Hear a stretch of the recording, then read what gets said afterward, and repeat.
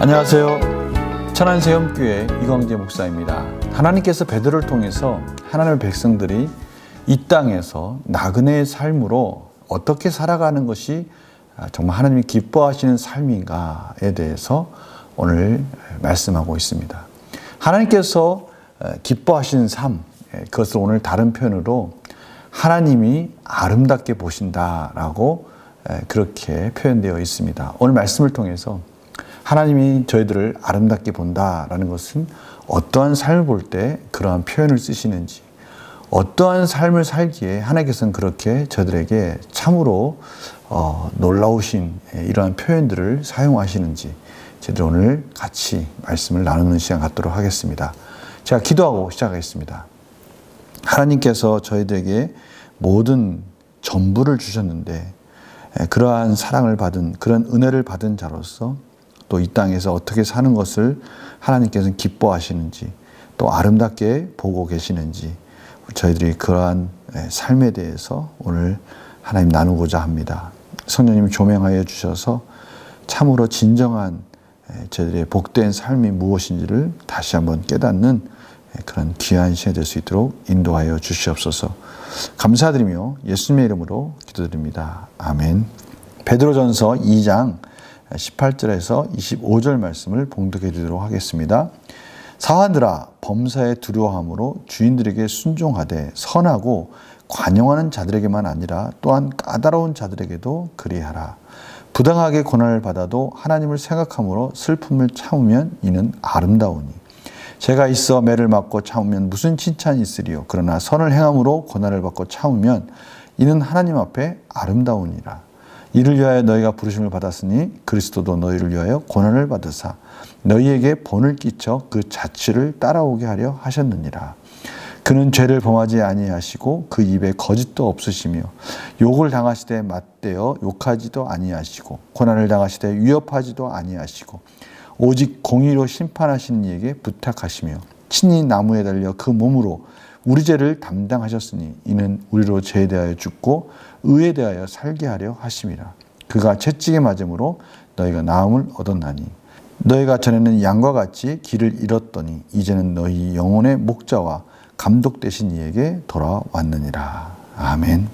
오늘 모든 표현들이 참으로 아름답습니다. 하나님께서 예수 그리스도로 말미암아 저희들을 다시 하나님께로 돌아오도록 인도해 주셨다고 말씀하고 있습니다.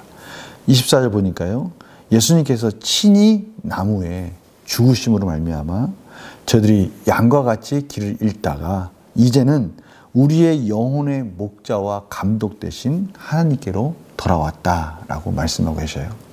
참 길을 잃고 헤맬 수밖에 없는 저희들의 인생 속에 진정으로 저희들의 참 목자 되시며 우리를 인도해 주신 하나님, 그 하나님에게 붙들린 자들이 되었다라고 말씀하고 계십니다. 이것이 얼마나 큰 은혜입니까? 그러기에 저희는 하나님만 바라보고 살면 된다. 그렇게 말씀하고 계셔요. 예수님께서 친히 그것을 저희들에게 본을 보여주셨다고 말씀하고 계십니다. 오늘 보니까요, 저희들에게 잘해주는 주인들, 그런 주인들에게는 참으로 순종하기가 쉬울 것입니다. 오늘 사환들아, 범사에 두려워함으로 주인들에게 순종하는 것이 당연한데 특별히 오늘 보니까요, 까다로운 자들, 까다로운 주인들에게도 순종해라 라고 말씀하고 있어요. 그거 쉽지 않죠. 그러니까 오늘 이렇게 표현합니다. 부당하게 고난을 받아도, 이 부당하죠. 그런 까다로운 주인들에게 섬긴다는 것 부당합니다. 또는 고난이 될 수 있어요. 그런데도 하나님을 생각함으로 그것을 슬픔을 참으라, 이렇게 말씀하고 계셔요. 그 부당함을 통해서 고난 가운데 힘들고 어렵고 때로는 슬플지라도 참으라. 하나님을 생각함으로. 그 하나님이 어떤 하나님이십니까? 오늘 예수님께서 보여주셨는데요. 오늘 그 하나님께서 공의 가운데 심판하시는 이다라는 것이죠. 오늘 23절입니다. 욕을 당하시되, 예수님께서 욕을 당하시되 맞대어 욕하지 아니하시고, 얼마나 부당하게 예수님은 욕을 먹으시고 고난 가운데 온갖 핍박 속에서 십자가의 길을 가셨습니까? 그런데 맞대어서 욕하지 아니시고 또 고난을 당하시되 위협하지 아니하시고, 정말 예수님은요, 천지 만물을 창조하신 하나님 아니십니까? 그 하나님이시면서도 이 만물 가운데 영광을 받으시기에 합당하신 그 예수님이 온갖 모욕을 당하시고 핍박을 당하신데, 그것들에 대해서 위협하지도 않으시고 욕도 안 하시고 변명도 안 하시고 그 길을 묵묵히 걸어가셨다는 거예요. 왜요? 바로 우리의 고난을 담당하시고 또 우리의 모든 아픔을 담당하시고 죄 가운데 죽어 마땅한 우리의 모든 죄를 짊어지시고 십자가에서 죽으심으로 구원을 완성하시기 위해서 그 길을 묵묵히 걸어가셨다는 것입니다. 그러므로 인해서 하나님의 공의가 완성되었습니다. 죄값을 담당하심으로 우리의 모든 죄를 대신 짊어지심으로 하나님의 공의와 사랑을 그 십자가에서 완성하심으로 저희들이 길 잃은 양에서 이제는 하나님께로 돌아오고 하나님께 보호받는 구원받은 백성이 되었습니다.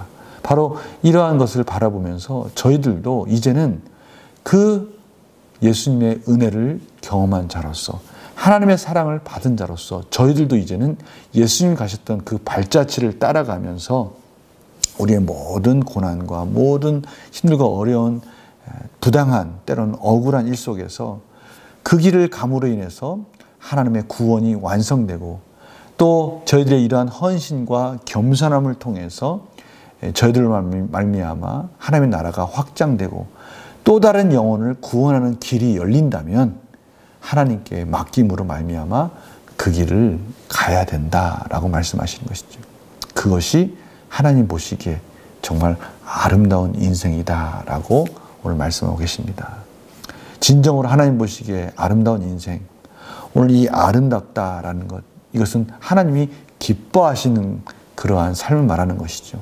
그러한 삶은 영혼 구원을 위해서 예수님이 십자가를 묵묵히 지셨던 것처럼 저희들도 영혼을 구원하는 일이라면, 하나님 나라를 확장하는 일이라면 기꺼이 그 길을 걸어갈 때 하나님께서 공의 가운데 저희들을 인도해 주시고 보호해 주시면서 저희들을 위로하시고 격려하시면서 저희와 함께 하시겠다라고 말씀하시는 것입니다.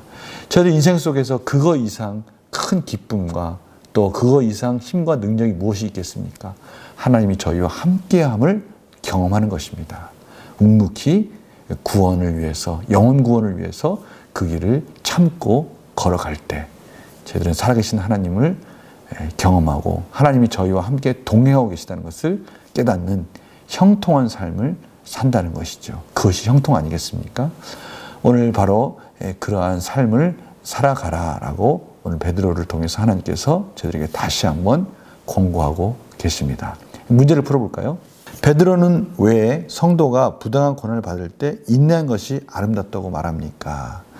하나님이 바라보시기에 기뻐하시는 삶이기 때문에 그렇습니다. 영혼 구원을 위해서, 저희들의 구원을 위해서, 아니 나 때문에 십자가에서 예수님께서 그렇게 부당하고 참으로 합당하지 않은 그러한 일들을 겪었습니다.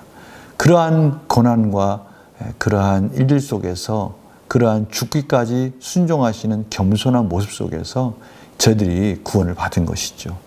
길을 잃고 헤매는 그러한 양과 같이 멸망의 길로 갈 수밖에 없는 저희들이 예수님의 그러한 부당한 고난 가운데 십자가를 지심으로 저희들이 하나님 앞에 구원받은 자가 되었다면 이제 저희들도 그 길을 따라갈 때 하나님께서 힘과 능력으로 저희들을 인도해 주시겠다라고 말씀하시며 그러한 삶이 하나님이 기뻐하시는 아름다운 삶이다라고 말씀하고 있는 것이죠.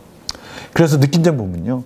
제자라면 예수님과 같이 고난 속에서도 본을 보여야 한다는 사실에서 무엇을 느낍니까? 저희들의 이러한 삶을 통해서 주변에 있는 많은 자들이 하나님의 자녀가 왜 그렇게 살까?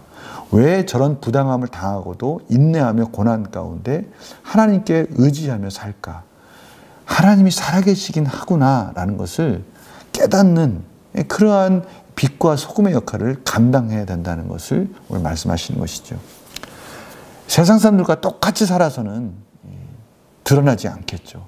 세상 사람들처럼 똑같이 그렇게 거짓과 불의 가운데 어떻게 하면 그러한 삶 속에서 승리할 수 있을까라고 세상 사람들이 사는 방법으로 살아서는 저희들이 나타나지 않을 것입니다. 세상과 다른 하나님의 방법, 예수님이 가셨던 그 겸손과 사랑의 방법, 그렇게 살아갈 때 세상 사람들은 저희들을 바라보면서 무엇인가 다른 것을 깨닫게 될 것이고요. 그러한 부당함과 그러한 겸손과 사랑을 실천하며 살면서도 당당하게 하나님의 능력 가운데 살아가는 모습 속에서 하나님의 영광이 드러날 것이고 하나님을 바라보는 저희들이 그런 등대와 같은 역할을 하게 될 것입니다. 바로 그러한 삶을 하나님께서 기뻐하시고요. 또 그러한 삶을 통해서 영혼을 구원하라고 말씀하고 계십니다. 그렇다면 저희들에게는 이러한 궁금증이 생길 거예요. 그렇게 억울하고 부당하게 겸손과 사랑만을 실천하다가 저희들이 이 세상에서 그렇게 썩어져 가고 그렇게 사라져가는 인생 참 억울하지 않을까? 그런 생각이 들 수가 있어요. 그렇지 않습니까? 세상 사람들은 자기들 하고 싶은 대로 막 살고 있고 그렇게 욕심을 채워가면서 살면서도 저렇게 잘 살고 있지 않습니까? 라고 말할 수 있어요. 그런데요, 한번 생각을 해보십시오. 곰곰이 한번 묵상을 한번 해보시기 바랍니다. 저도 그런 마음을 가질 때가 있었거든요.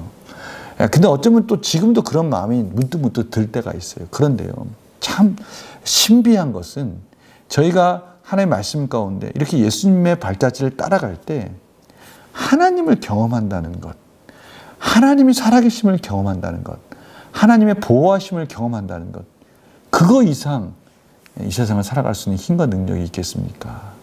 오늘 하나님께서 바로 저희들에게 그것을 경험하라고 말씀하시는 것이죠. 세상적인 방법대로 살다가는 하나님의 은혜를 경험할 수가 없습니다. 하나님의 사랑을 경험할 수가 없겠죠. 그러나 예수 그리스도의 십자가의 은혜, 그 하나님의 인도하심과 형통하심을 경험할 수 있는 비결은 말씀을 따라서 하는 것이죠.